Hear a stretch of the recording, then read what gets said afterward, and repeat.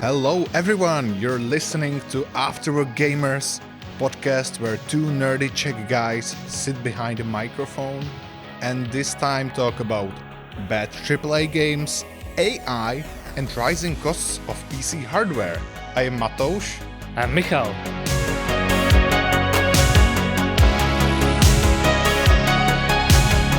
And today we're introducing Franz Aebischer, a guest today, fellow gamer, Michal's brother-in-law, and a Twitch streamer called Pantry Paladin. Hi.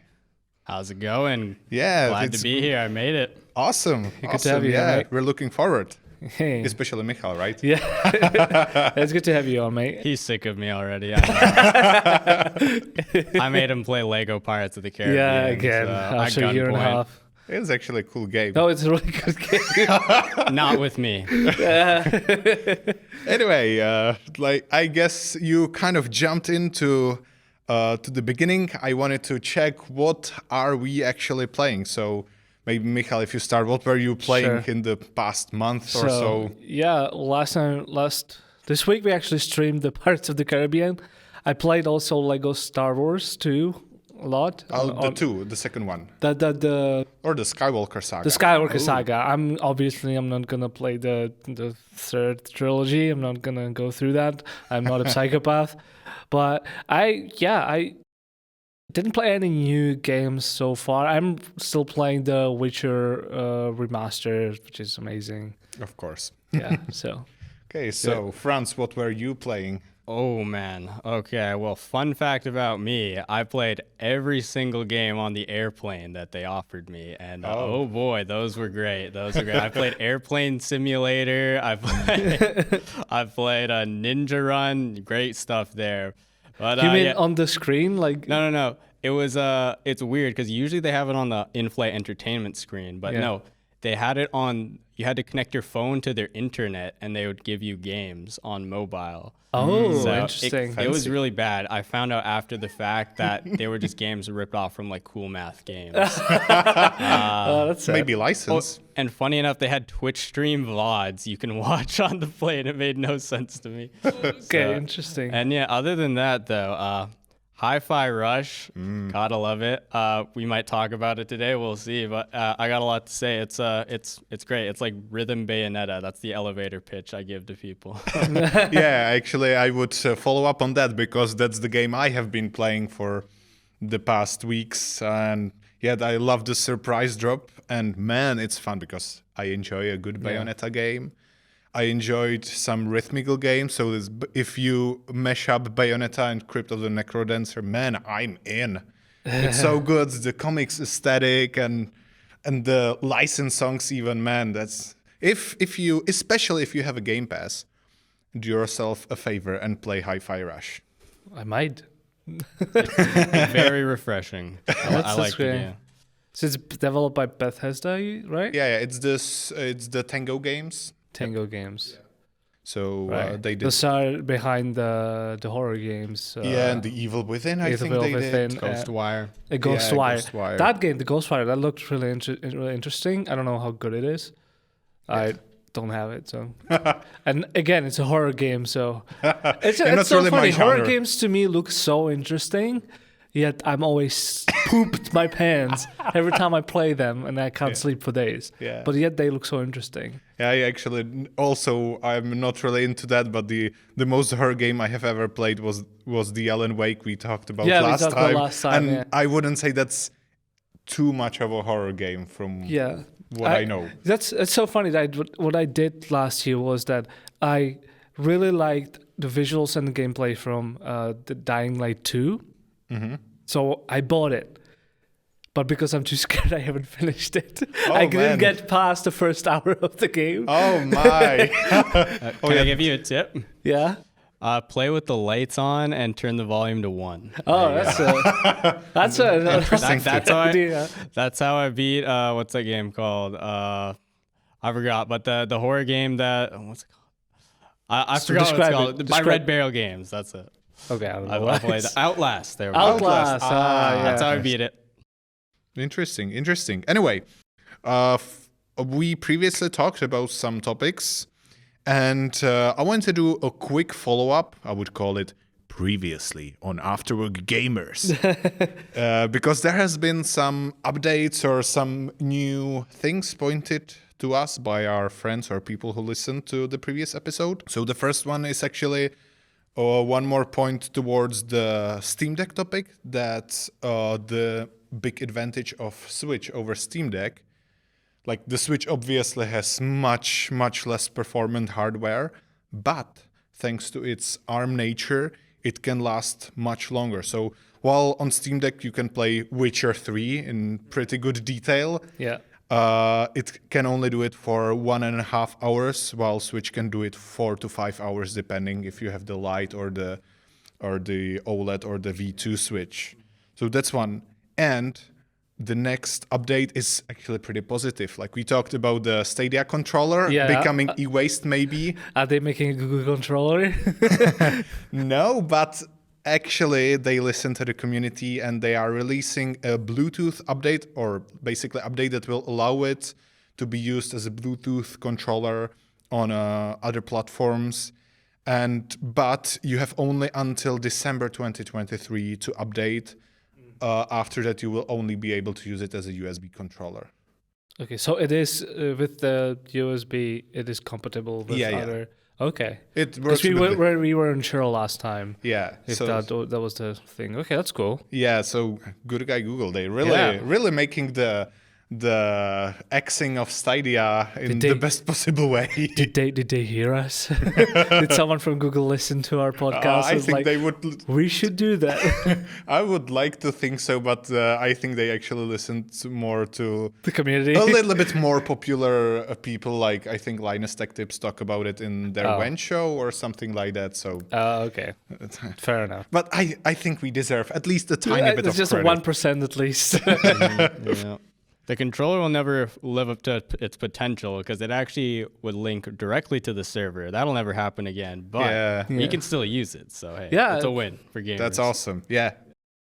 Big win for the gamers. True.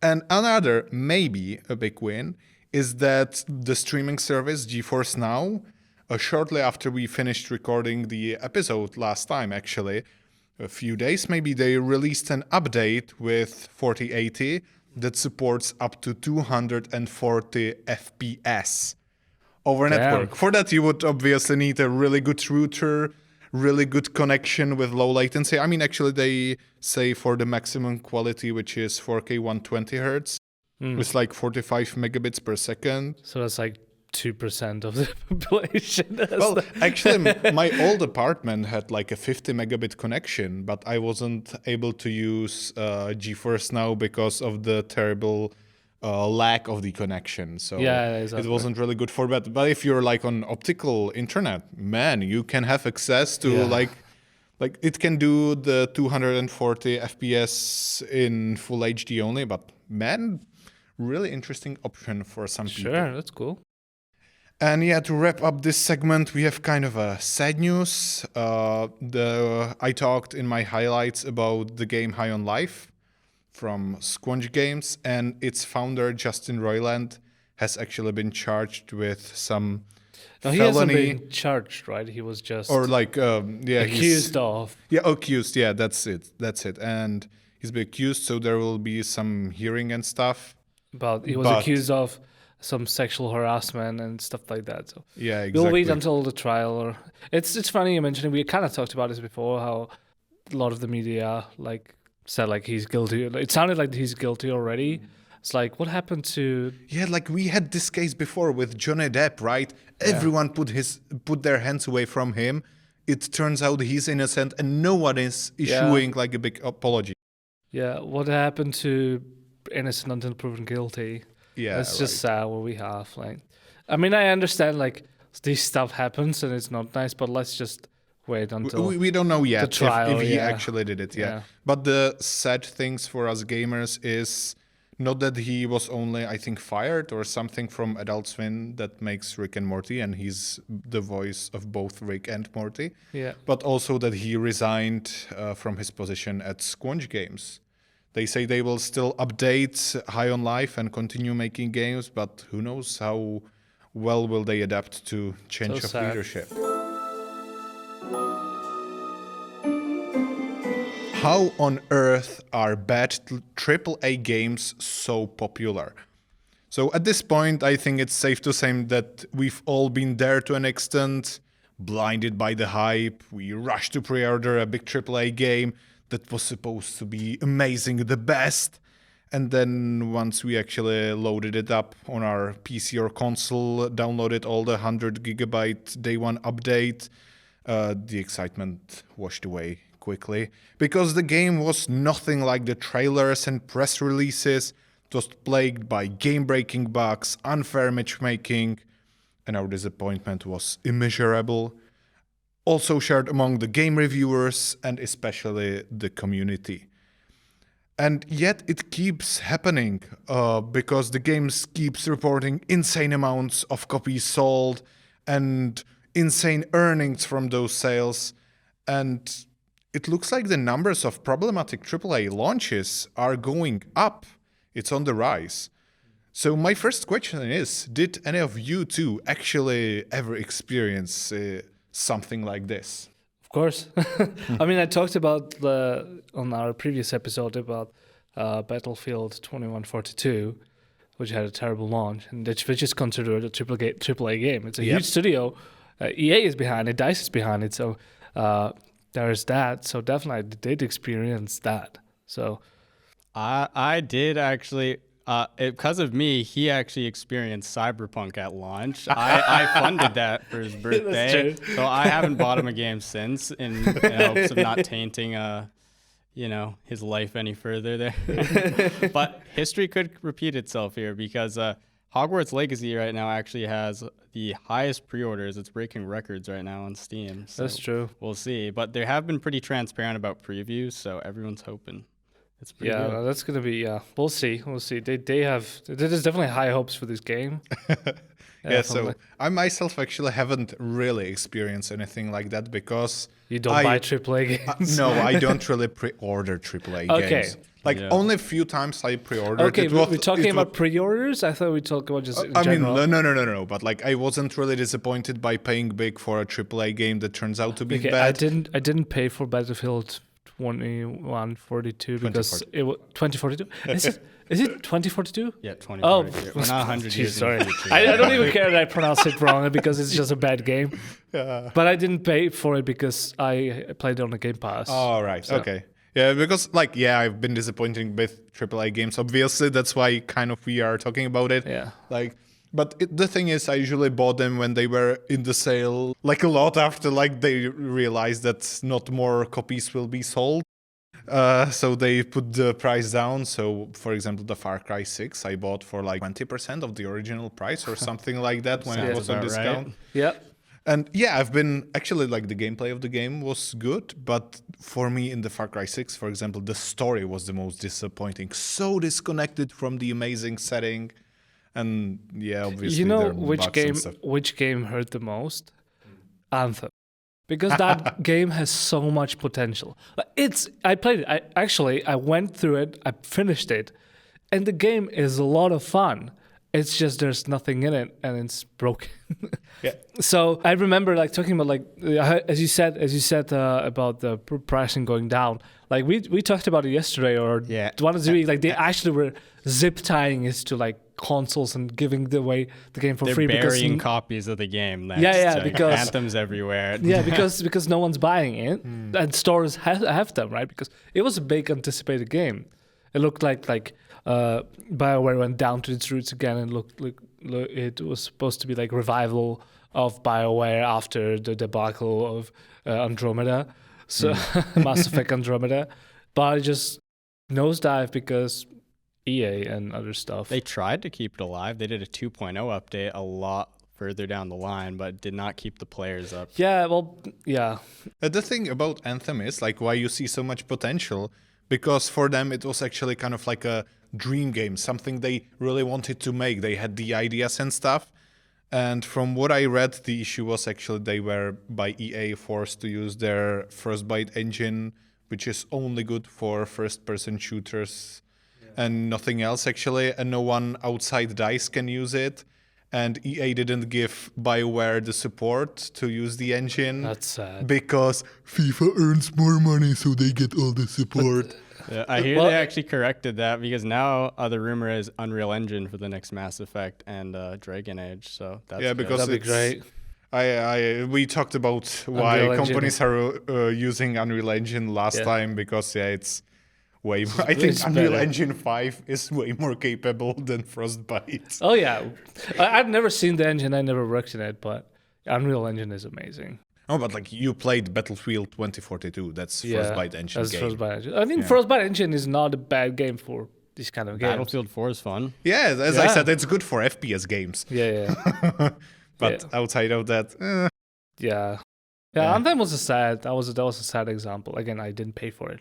I played it on Game Pass. but that's the unsuccessful AAA game that was bad. But there are more. Like Call of Duty Modern Warfare 2 is plagued by bugs and has a lot of issues. And for example, instead of putting them nation flags to use on your profile and stuff, they put their pride flags as most of them. I mean, like, why can't I use? I mean, I Czech don't play the flag, game. yeah. Why can you use your nation flag? Come on, it's a military game. You should be able to use your nation's flag. Duh. Yeah. So yeah, Anthem was the not successful bad AAA game, but there are successful bad AAA games. And my question is, what do you think leads to success of those games? Well, first and foremost, the answer is kind of obvious. They're fun. Like, these games are fun. Let's be honest. These games are fun because they are made by the best of the best. Like, you think that you maybe think that the developers that works on the games are like underpaid, just losers somewhere. No, they're the best of the best in the industry. I mean, look at the graphics of Call of Duty Modern Warfare 2. I mean, the new one. The one that just came out. Yeah, it looks amazing. It looks amazing. The gunplay is fun. Like, everything about the game is fun. And just because some idiot executives just do some stupid decision, the game is still fun. For same as some of the main Bethesda Studio games. Like, I think they're broken mess, but some people enjoying it because they are fun. Yeah, I don't think that's why they actually sell well is the thing. I think it's the name attached to it. That's when people buy. It doesn't matter if the game is actually, like, if the last game was okay, then they'll buy the next one. But yeah, you are right. People will keep buying it if, oh, hey, it looks like Call of Duty to me. It doesn't matter if it's buggy. Well, it doesn't necessarily have to be buggy. I feel like every game, it's really hard to not have a controversy attached, whether it's a lack of content, bugs, you know what I'm saying. But yeah, it comes down to multiple factors. Dev and name is a big one. Okay. I kind of want to follow up on you both because, if we take a look, a lot of those kind of bad AAA games are connected to a franchise. Yeah, Call of Duty is a prime example. Like, back in the day, Call of Duty was totally different than it is today. And people buy it because it's the popular franchise, maybe really thinking of reliving the old glory days or having great memories with older games. And also, I would say that you say that like they are the best of the best, and that's true. But the thing is, if you take a look at a lot of those games, they don't have like the heart in it, like some other good games. I disagree. Well, I'm not saying every Depends which aspect. Yeah, but like if you take some other games, for example, the Hi-Fi Rush, you can kind of see the heart. Someone had a passion and put it into the game, like the game director and stuff. And a lot of those games, they are actually fun. They have great graphics. They have awesome details in the games. But yet then they do not have, they may have the best people doing the specific aspects, but it might not be the heart in it. Because if you put heart in it, you're not afraid to put in some risks to make it more interesting, to try something new that you haven't done. And if you take a look in the past, like that's one more thing, I will again put Hi-Fi Rush as a comparison, because it does some risks. They tried some new things, and like 10, 15 years ago, it was not that uncommon among AAA games. But today, they're kind of like they do market research, what's trendy, what works, and they compile all of those successful elements. So that's what make the game like good and fun and stuff, but in the end they do not always or rarely bring something new, something interesting. And they are mostly popular. The sales numbers, I think, come mostly from casual gamers that don't have much comparison. Like, we game a lot, all three of us, right? Yeah. And we have the comparison from great indie games or games that are not afraid to take risks. And a lot of casual gamers don't play as much to have a good comparison. I disagree on some of the points, especially on that there's no heart behind it. It's on the developer side. There's a lot of heart. You would not work on a game that you don't like. And that would be paid for you. And if you do that, don't do it. That's a pain to work on something that you don't want to work on. It just brings a bad vibe to the game, and then you are afraid to take risks, and then you just sulking it throughout the development. And why would I do something like that if I can just do these things easily? And I would say from the devs, all of the devs, from the game director to all down, quote unquote, all down to the testers, or beta testers too, they are all passionate about the project. Like, everyone has to be on board, otherwise you will not be able to make a great game. And other thing, that's one thing I wanted to say, that these games are for the broader audience, because not everyone wants to just sit through a 30-hour long game. They just want to have fun.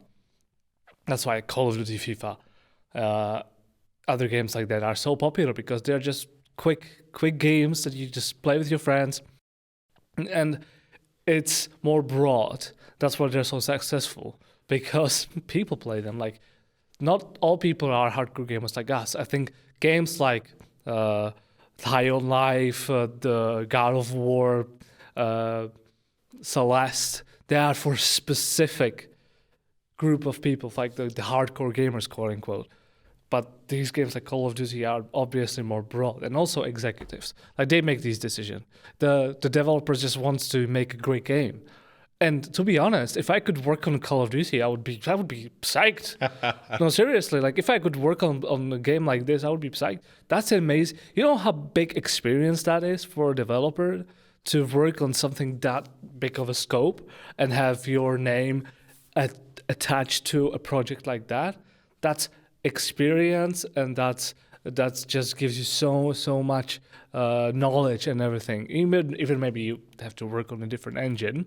I don't even know what kind of an engine Call of Duty uses. I don't care. But so that's shoot engine. Pew engine. Sure. So I think that's the main thing. Like, yeah, I don't think it has to do something with the marketing, because project will not just be popular just because you market it harder. No, there's, as you said, like, there's been years of a game that the game is a brand now. Call of Duty is a brand, but that doesn't mean that. I don't think Call of Duty is a bad game.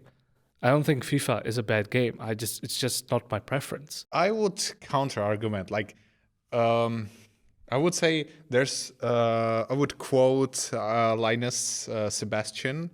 He said there's nothing like a bad product, only a bad price. And that's a kind of the thing for a lot of these games, because if they are released in an unfinished state, with a lot of bugs, a lot of issues, plagued by microtransactions, like FIFA, for example. I can't imagine why would someone buy a game for $60 or $70, or even pre-order it for like 30 more, and they buy microtransactions in the game. And for the price, it's not that good. And that's kind of the point, because yeah, I happily bought the Far Cry 6 for the price, and for the price, I think it was good. But for the full $60 or $70, I would not buy it. It's not worth it. Yeah, I mean, at the end of the day, you just, as people say, the phrase, you got to vote with your wallet. It's getting more and more popular, especially as a Nintendo fan. Every Pokemon game, they're like, don't buy it. Oh, look at the news. It broke the sales record again. Every time, in a way, if you pre-order it, then that's when that's the most profitable, that's the cash they want to make back on the game, right? And then everything else after that, well, that they're already working on the next thing. Yeah. So, yeah, it just depends, because some people buy games as for the hope that it's going to get better. So my example is I bought Animal Crossing, and it was pretty bare bones at launch, but it got better. They updated it, but it was still pretty disappointing. I could have just bought it 2 years later. That's a big example. So, it's up to you what you do with your money, but at the end of it, that's a big thing. I don't think it works to save out with your wallet. It seems that the game sells well every time people say that. Oh, yeah. So it comes back to the thing I said last time. Do not pre-order games. Please, let's together teach the game companies that they should not release games in a bad state. Vote with your wallet. Don't pre-order. Thank you. And as I said exactly the last time, I'm still going to pre-order The Witcher 4.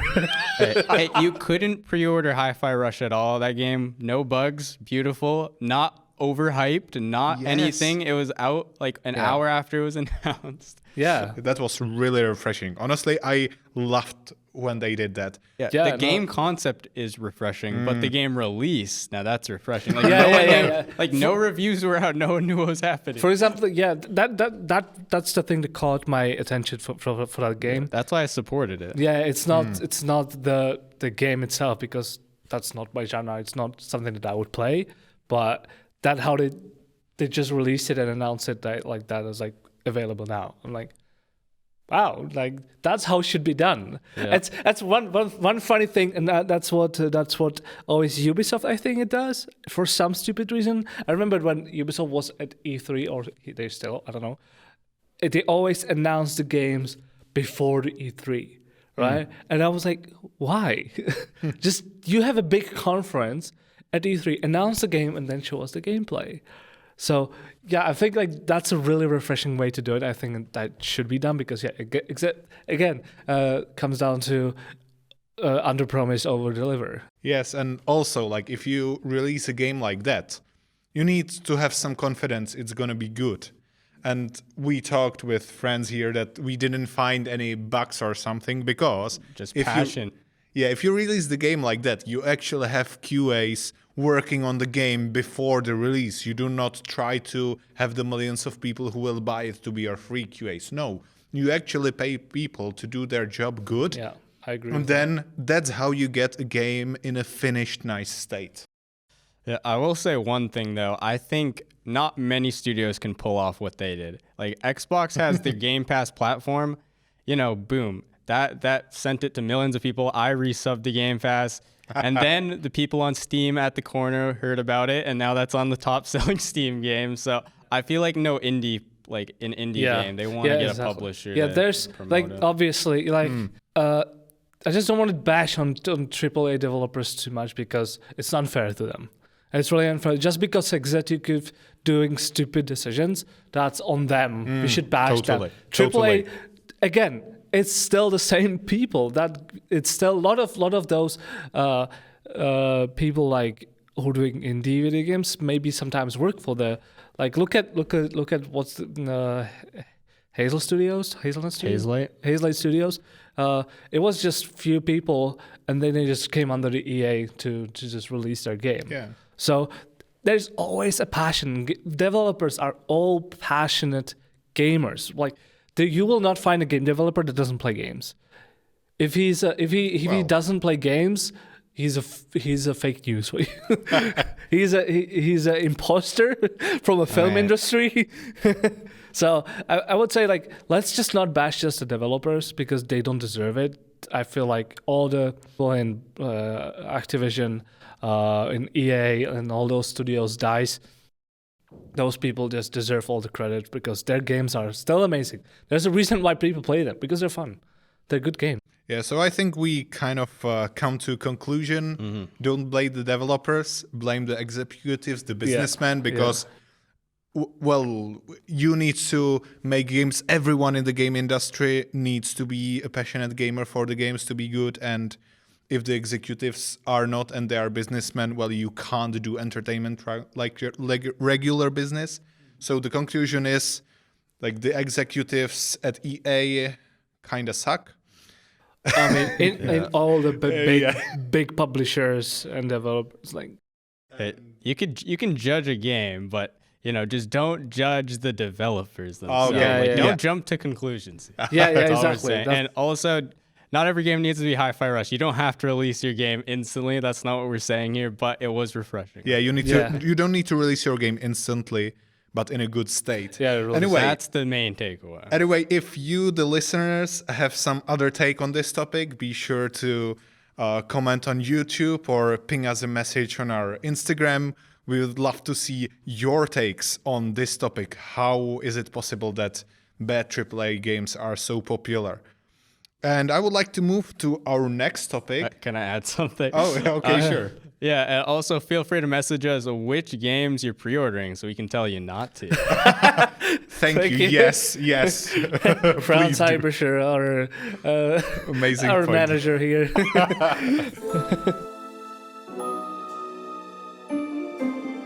Artificial intelligence is the big buzzword in the tech industry and most importantly, art. The deepfake technology can replace a face in a video, and there are even ways to do it real time now. Others, like, for example, Stable Diffusion, raise some moral questions and even lawsuits because of their ability to replicate artist-specific art style, and it's quite outstanding.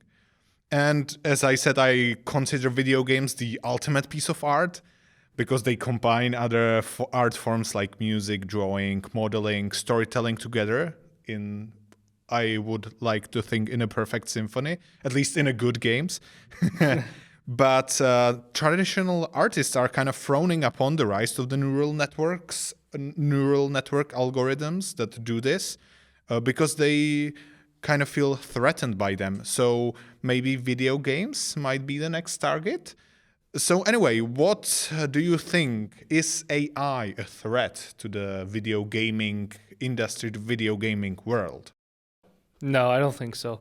First and foremost, I think it's going to be used maybe for like modeling and stuff, like for some like assets or textures, or maybe modeling like faces and stuff. Yeah, that's because it's really, really, really, I don't know if you ever did any 3D art or if you any animated anything. Ask any animator, and the human face and human body and human motion is one of the hardest thing to do, especially when you like hand animate everything. So maybe AI can help in that regard, but I think it's going to be more of a tool than I don't think it will replace, because there's still going to be people who's going to be passionate about making video games, and they're gonna like, I'm gonna make games. I'm not gonna let AI do my job, and because AI also don't have that specific human touch to it, if you know what I mean. So I don't think it will definitely like not replace the human power in video games because of its very, very specific. Yeah, I kind of agree, because like the important thing is like the AI would not necessarily take our jobs or other people's jobs, but it should be if it's done right, because you want AI to take away the boring, the annoying work that takes a lot of time. It's hard to do right. For example, in video editing, like if you take AI to do the rotoscoping for you and you can focus on the art style, coloring, the stuff that you can make, the stuff that actually you put your heart in, that's awesome. But your take? Yeah, I would say it's not just about the workload. It's about the game itself, because when next gen was coming out, everyone was saying, oh, we don't just need new graphics. We need, like, the AI needs to be better, like the processing. Like, we need smarter AI in games. Like, there's a movie on this, Free Guy, right? You guys have seen it. Yeah. We need better AI. And I feel like the more advanced the AI, the more complex the game. That's what people are more yearning for. But so it's not just the workload. It can affect games themselves. Yeah, I think I totally agree with that, though I would say about the AI in the video games, like the NPCs. Is that what you mean? Or do you mean many things? You can, like, it's not just NPCs, but yeah, that's one thing. Who knows? Procedurally generated games can get more complicated. We don't know. Like, there's lots of things that can happen. So I think this is a nice transition to next questions, and that is, can games benefit from the AI/neural network algorithms, and how? Because I think they actually do benefit now. They can, I believe so, but still, the AI has, there's a peak of, like, especially it's very popular today to do the imagery, the faces and paintings and stuff like that, but it's still imperfect, and there's a lot of flaws with that. Definitely. So AI definitely, yes, it came a long time, but if I compare it to like a human life, it's still like, if you could compare it like to 1-year-old or 3-year-old, like it's imperfect. It has a lot of flaws. It's entertaining though. It's entertaining. It's entertaining to watch. I asked it, what game should I play on the treadmill? And I got Super Mario Bros. 2. So it's entertaining. Awesome. Yeah. So I think it's going to be very, very niche. Yeah. And I don't think we're quite there yet, but it's getting there very, very slowly. I think people tend to over-exaggerate or like think that it's, the new future for the gaming is here, or for like it. I don't think it will ever be able to replace artists, because that's just ridiculous statement in my opinion, because art is genre. About it might be like a new genre of like programmer, like it will do his own AI, but our artists, I don't think you have to be afraid for your jobs. Well, about AI, before you start with the artists and stuff, well, actually gamers from the world are benefiting from AI in games now as we speak, technically. For example, the most spread AI technology in gaming is, you guessed it, AI upscaling algorithms like the DLSS and the XeSS, for instance. Like the new DLSS 3 actually uses AI accelerated optical flow to interpolate between two frames. So that's one. But about the NPCs, I actually have interesting take.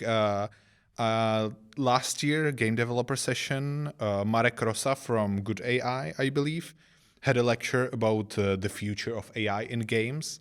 And he showcased a little bit of how NPCs can be improved by AI, like with the rise of ChatGPT, which can talk to you a lot similar to real human and interpret what you say. He showcased an example when the conversation with NPC in game was actually pretty good. Like the NPC said, "Hey, I love Sarah here, what can I do?" And you tell him, "Well, just express your feelings to her." So he goes and expresses her feelings and then comes, "Yay, thank you for your advice, like we're now together," or something. And that's something that can add to the level of immersion, because we all played games and we know the conversations with the NPCs can be limiting, to say the least. Like you have some few ways that could go, but it's very limited. That's the one thing I'm afraid of a little bit. I'm not afraid of. That's a wrong way to put it. But I think because you still want that kind of a control. Because let's say you have AI in a story-driven game. Let's say The Witcher, right? Let's say The Witcher. I could have said Cyberpunk. I didn't. That's enough Cyberpunk. Not mentioning it again. But let's say that you would replace all the NPCs with AI, but all of a sudden I feel like you can lose that kind of a control of, because you're leading the player through the story, and yes, he can make choices, but if you give an NPC that kind of freedom, all of a sudden you losing the control, because what if the NPC decides, okay, I'm gonna do it in a 2 hour of a gameplay time and not now, and let's say you're stuck in a cutscene and you're gonna have to wait until the AI does it. Just like my example. Yeah, I feel like if you're going to have AI like that in a game, it's got to be deliberate. So I feel like in the next few years, a lot of indie games are going to do some like interesting, funny things with it. Definitely. Like you're going to see the next YouTuber game do that or something. So, but yeah, in a story-based game, I feel like it would have to be a lot more delicate to actually add to the gameplay. Yeah. But I actually think there definitely are ways to add some more granularity and ways to customize it, because it depends on what you learn the model. Like you have the learning data model for the AI, and you can learn the AI to be somewhat limited, but still be able to be more immersive than the others. And I think this is like it's a good point that for a story-driven game, it might not be as good. And for the storyline, you still want to have basically full control. But in an open world game, this could be a large benefit. This could add a lot more to the gameplay, to the immersion, because the city, have like a lot of people in the city. We see like in Watch Dogs Legion and stuff. It's very hard to do the make the city feel real. It's very hard to do. And if you leverage the power of AI, even though very limited, like it does not need to be perfect. It just needs to create an illusion.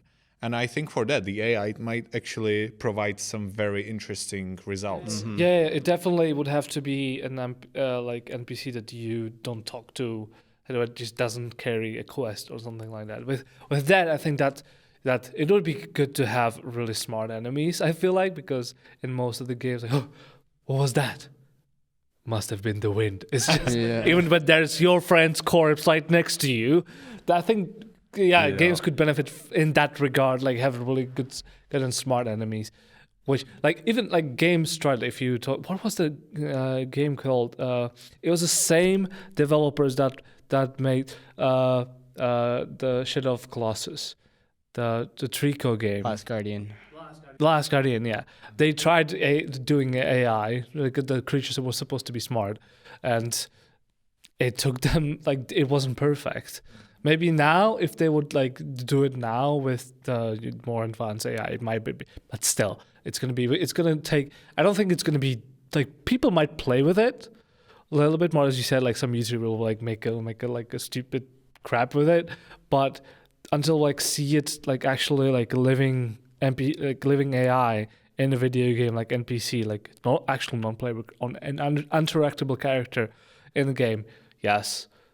I think it's going to take a long time. I think you're still looking at it a little bit too as a whole, because you can have multiple AI models and they do not have to necessarily be interacted too much with each other, because you can have a model. I'm talking about a specific thing. You mentioned NPCs in the world. I'm talking about specifically like that. Yeah, but the NPC in the world can actually be multiple AI algorithms trained with different models.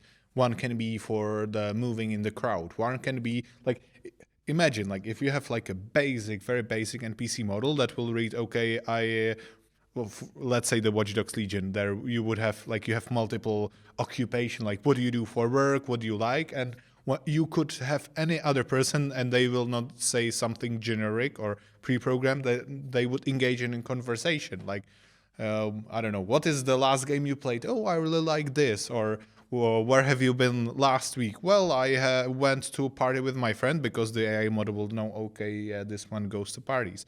And I don't mean like have a one super AI that would do all the movement and all the thing, but you can like spread it. You can give the AI models various levels of control and still have a very interesting game. I didn't look at it like that. I imagine it in a way you talking about it. Like, I just still think it's a long time until we see it fully implemented in the video game. It's experimental, right? Like, yeah. I feel like the first, like, what I mean by an indie game, like, have you guys heard of a Facade? You like try to solve you try to solve a marriage. I feel like games like that where it's like one or two characters. Sorry, you're trying to solve a what? You're trying to solve a marriage, like fix their marriage. Oh, and the game takes place in one room. Like when it like you know, games like that where it's like very character focused, I feel like it could get interesting.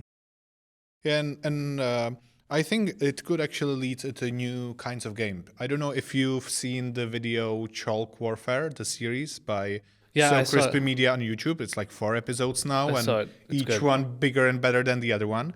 And I think actually, if you trained an AI model to interpret a drawing, you could have a pretty awesome game, because you would draw a gun and the AI would interpret it as some kind of gun, regarding on how precise you were. And I think that's actually something that could be really interesting and have like a great improvements, or great new So game mechanics. it would like just give you like exactly what you draw. Yeah, kind of like make your drawn weapon work.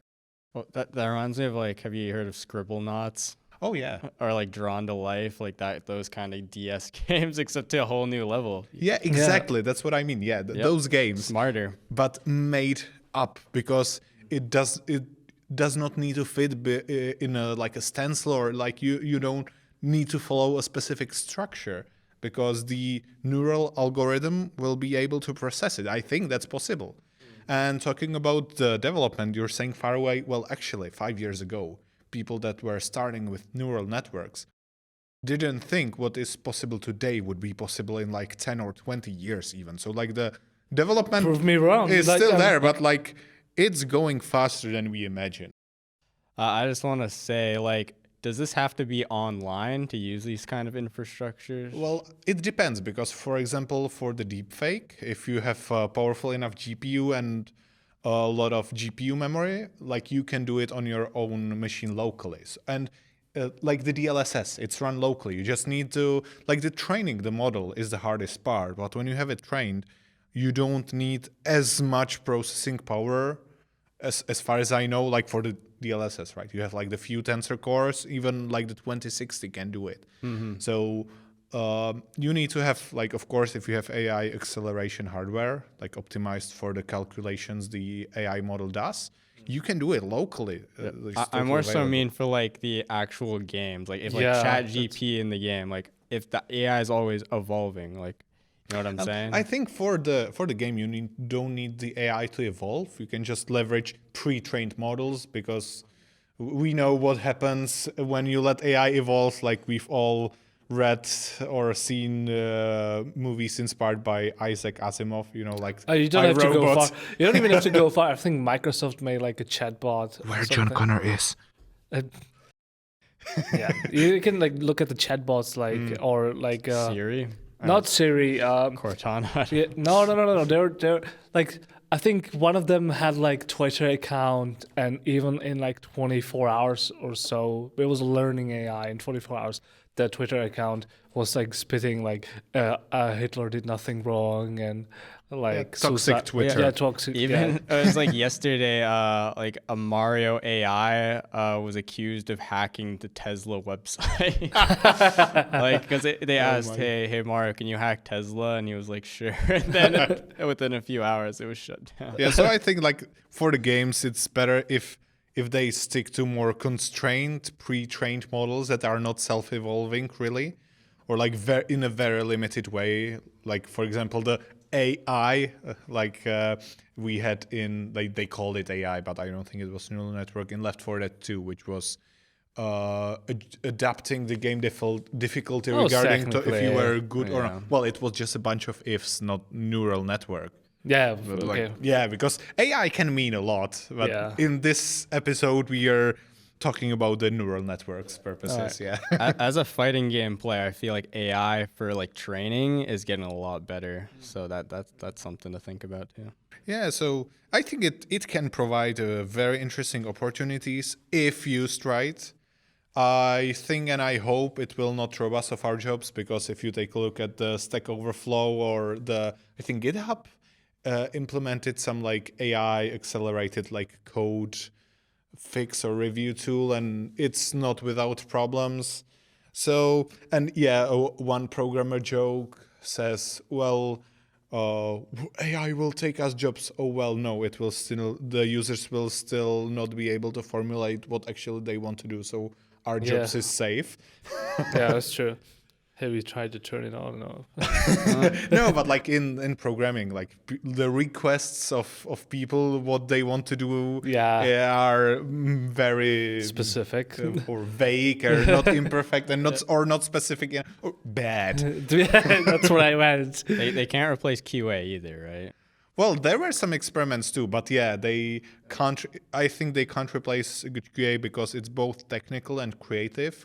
Yeah. And while the technical part of QA can, like, I mean, you have automatic testing, which is just basically lines of code, and you can improve the automatic testing, but I think you will still need a human element because it's for humans, and Yeah. While good AI will probably not be able to replace the stupidity of some humans. Yeah, and that's if I just go back to the art, that's I think why the artist, they can frown upon it, whatever they want to do, but I think they should not be afraid, because that's one of the beauty of like the humanity, that we're imperfect, and there's a lot of imperfection. If you look at your face in the mirror, it's not. If you look at your face, the both of the halves of your face are not exactly the same copy. So maybe one of your eyebrows is a little bit down, and your left nose hole is bigger than the other. I don't know how you look, so you need to look at yourself. But that's the thing. I look great. That's the thing. That's why there's art, because it's not a perfect representation of the reality. That's why I think AI, in that regard, will not replace artists or some other. So I don't I would definitely not be afraid.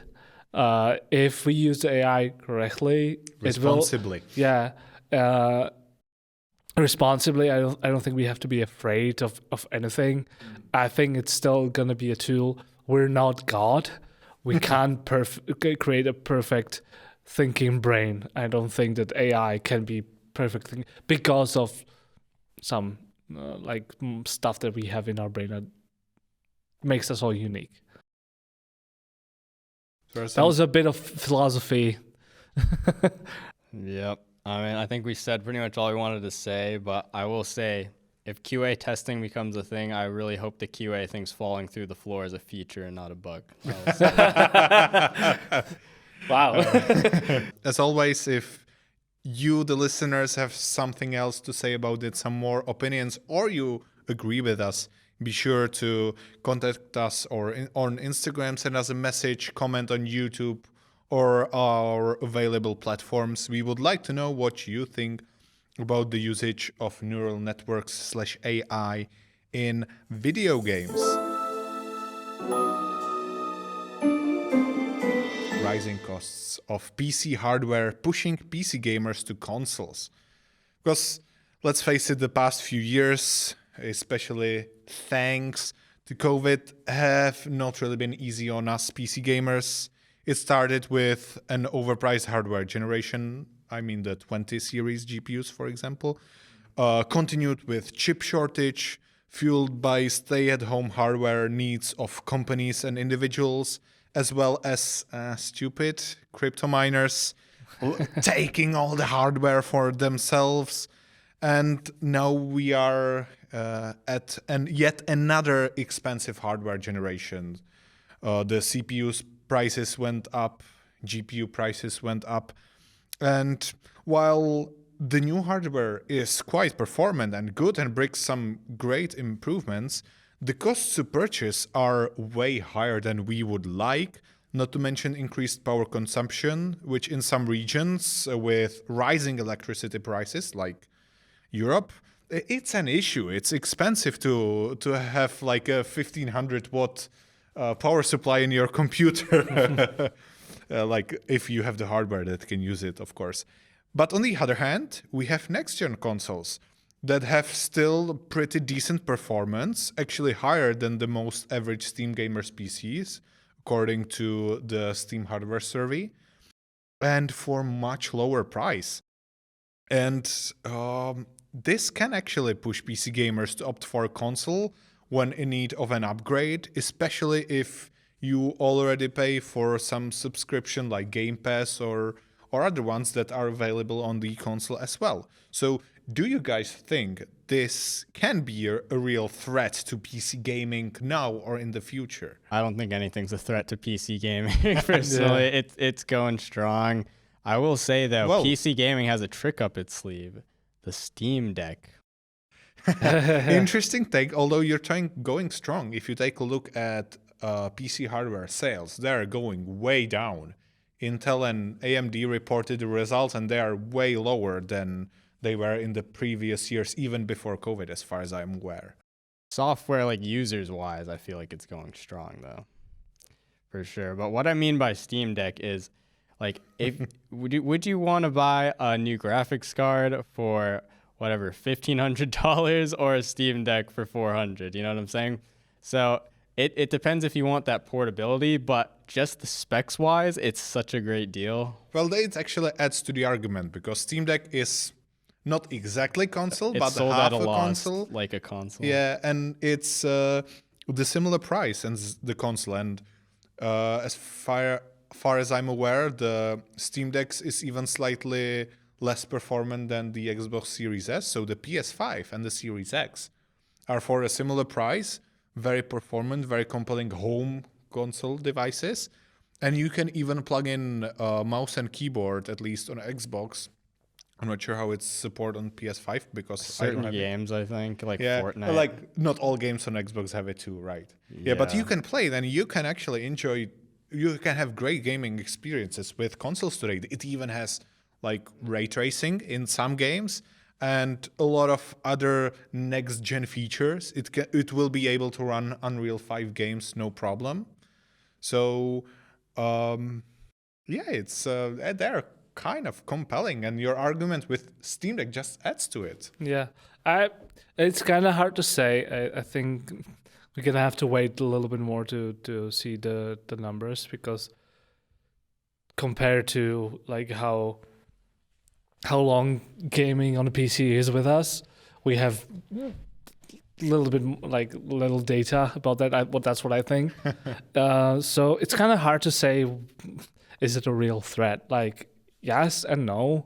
I think there's always going to be people who's going to buy this thing, and the thing, it's hard to answer. It's really hard to answer, especially for me, who is not really a tech guy, who don't look at the numbers, and who just knows that 390 is one of the best, and 4090 you need your own power plant to run.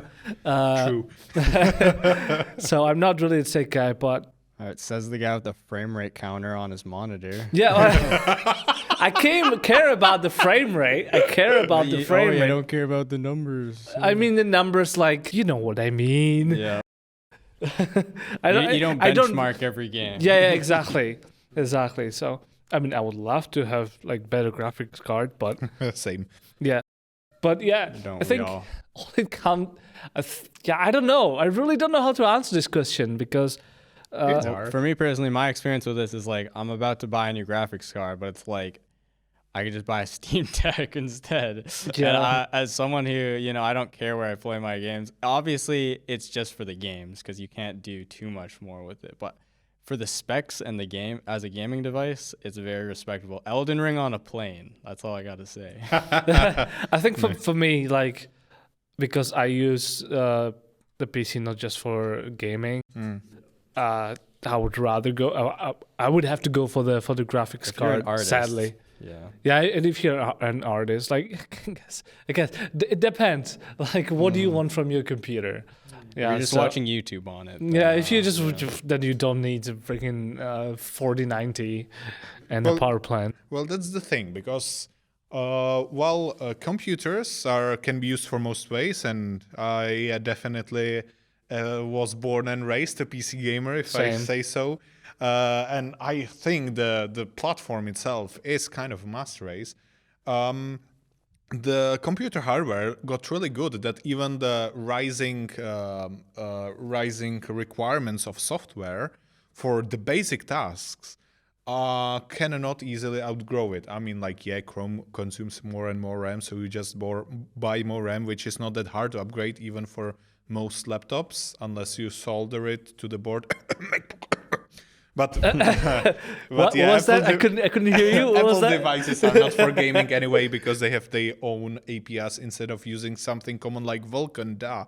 Anyway, my point is that I like good bash on Apple. I have like a few years old laptop now with 1060 and some power issues, so that I have like a performance spikes if I play some more demanding game or do more Crisis. yeah, like that. And for the common things you do with your PC, even like I can do video editing fine, because that's burst workload, and the performance spike, well, if you work with 4K footage, you have it even like with like ProRes or whatever big files, you can still have the performance. And that's why we do podcasts, ladies and gentlemen. Yeah, so it can do a lot of the things, and I actually myself went through this way. That's why this topic is like interesting to me, because during the chip shortage, I was kind of in need you know what I mean? We're gamers, we need better hardware. And the Series X was actually, I just waited like 3 months for it, but it was much cheaper option than to buy a computer at that time because the miners were buying them and people who needed to stay at home. Yeah, I just say there's a point to make, and no one's actually forcing you to upgrade or do anything. It's really up to you. There's so many options these days, and so many. If a game's well optimized, you got plenty of options. Games still work, but you know, they still work on last gen. They still work on older computers. We were talking about this earlier. Like most of the new games still work on 1060. It seems like there's a few anomalies, like Forspoken randomly needing a 4090. But yeah, like in general, a lot of people are making a point that games aren't progressing as fast as they used to, and you don't technically need the newest stuff. Like it's gonna come down to price anyway. Yeah, so it really comes down to you. what do you it comes down to what do you want? Like, do you want to have the ray tracing? Do you want to have the best graphics? 120 hertz. Yeah. Then gonna have to buy the 4090 or 3090. A lot of people are getting spoiled actually by frame rates these days. When Gotham Knights dropped at 30 frames, everyone with like a 144 hertz monitor was crying. So. The thing is, it actually Gotham Knights looked, in my opinion, worse than the Arkham Knight series. The cape, like I watched a video of the cape physics, and it's just cape physics, but people were complaining about that. Yeah, but like you're right. Like having going from 60 to 120 hertz is amazing. I love that the console supported. I think that's one of the reasons why I also opted for the Series X as not upgrade, but going to the side, like to have another platform to play on like the newer games. Because, for example, the Grid Legends, I played it in 120 hertz. And man, that can do quite a difference if it's a fast-paced racing game. Or like Doom Eternal in 120 FPS, I would take that any time over the 60. Even they can do the 4K 60 ray tracing, but I would take the 120 any time because for fast-paced games, it's really great. And while we are getting spoiled, it's actually like the difference is quite noticeable for most gamers. At the same time, there's this Sea of Thieves devs over here saying, "Oh, people can palette 15 FPS just fine. People play it, so that's why they put a mode there." So it's really up to you. I mean, I've played Borderlands in 6 FPS to completion, so it's really up to you what frame rate. I mean, everyone on the Switch is used to 30 FPS. They don't really care. I mean, everyone wants to just have the game in the highest resolution, highest possible graphics possible. Details. When you have no other option, if you're stuck with your PlayStation, you're stuck with your PlayStation. So. Yeah, and there's nothing bad about it. Yeah, I think like why this, like the appeal of the consoles could be a threat. I mean, before I go into that, I actually took a look what would it cost to buy equivalent Series X computer. Like the Series X and PS5 are 500 euros. The equivalent PC, if you bought it new with like the Ryzen 37 or 3600 and Radeon 6700, it would cost you around 900 euros. So it's almost twice as much if you buy it new. But you still have option of buying used hardware. Which today is kind of risky because the crypto miners are selling their GPUs, painting over yellowed memory chips to make them look like new. I really don't like crypto miners. Don't they have like their own hardware? Like, what is there a okay, I'm gonna look it up right now. Well, there were some like hardware specific ASIC miners. But the GPU evolution is going way more quickly, and you can use it to mine any cryptocurrency. So if you had like GPU farm, you could switch cryptocurrencies like socks. We're fortunate that we're not in the era where they're all being scalped, all the cards to those people. Because scalpers. Didn't didn't the crypto market crash anyway? That's why. So that's So part of the so reason. yeah, there are like a hardware for miners. Why? Like, if there is a market for it, why is this not like praised? Why is this not like why Nvidia or Raiden, why they're not making specific They do. they do? They do, and it's a lot more complicated than that. I think you should try searching other media and hardware YouTube channels that covered it. They do, and there is a lot more complicated answer than that. Both AMD and Nvidia were burned before by the cryptocurrency demand, so I think we should not really go into details of this one. No. I'm just saying, like, yeah. If there's a hardware for it, feels like it should be more out there. Like, I feel like a lot of people who mining are buying, like the normal GPUs, that gamers would use, and it's just sad. It's just so ridiculous. Yeah, the last thing I want to say is you're saying like, oh, what happens if like, the PC market's declining? Well, the thing is most of these PC part makers actually are making money off of the consoles too. Like the Switch, Nvidia makes the chips for, AMD does the PS5 and Xbox. So like, I don't think that, they're that scared. I mean, I don't think they will be going away. No. But the thing is, like, if the PC hardware is expensive and PC gamers will be less able to do it, I think the threat to PC gaming might not actually be that, but less budget for the PC games. Because if you take a look, there were a whole lot of bad PC ports. And for example, they are suffering from the shader compiling issue because they don't give you the option to compile before, or they have bad options for settings, or bad control scheme with the keyboard and mouse. And we could spend a lot of time talking about how PC ports of games are bad. I think actually Digital Foundry had a video about how PC ports could be improved from the technical standpoint, I believe. Yeah. They do great analysis, so recommendation.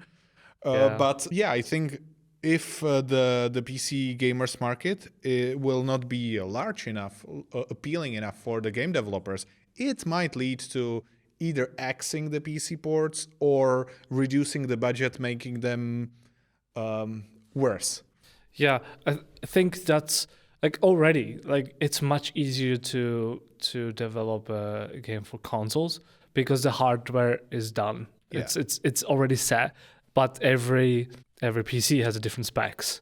So it's harder to make a optimized game for every like each game can run differently on each computer. My grandma's laptop, like that won't run Doom, but maybe another, Yeah, exactly. Exactly, maybe there's same millions of computer types. Yeah, exactly. So it's already easier to develop on a console, and that's why most of a lot of developers first do the console and then they do PC. Yeah, that's it's sad. That's a really good point. I think it's just easier. Yeah.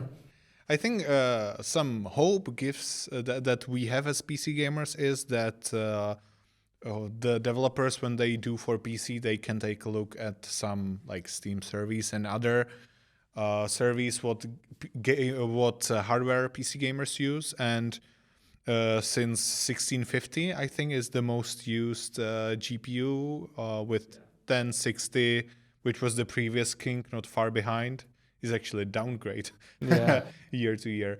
But developers usually consider those when making PC ports because that's what a lot of people have. And I think the PC market, I don't think it's going anywhere.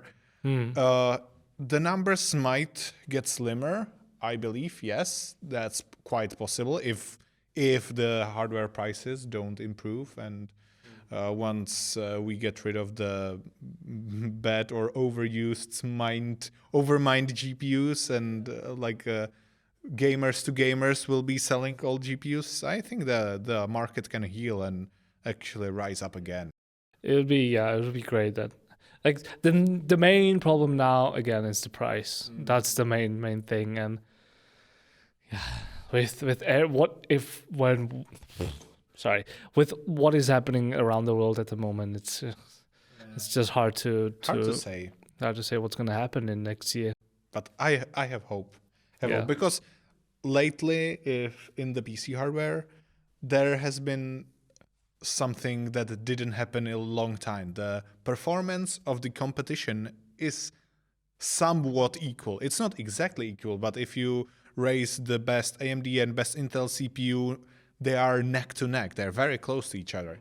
If you raise the latest AMD GPU and NVIDIA GPU without the ray tracing, they're also very close. And so I think this could help bringing the prices down in the future, because now that we don't have one that is stronger, one that is weaker, but we have kind of equivalent competitors. And I have high hopes that the prices will improve due to that, and also due to the decline in the PC market hardware, which I think is partly caused by the insanely high prices. Yeah. Also, the fact that next-gen games in general, there's not that many that use demanding features yet. So. Yeah, that's true. That's also the algorithms to improve the performance on low hardware, like the DLSS. Comes into play.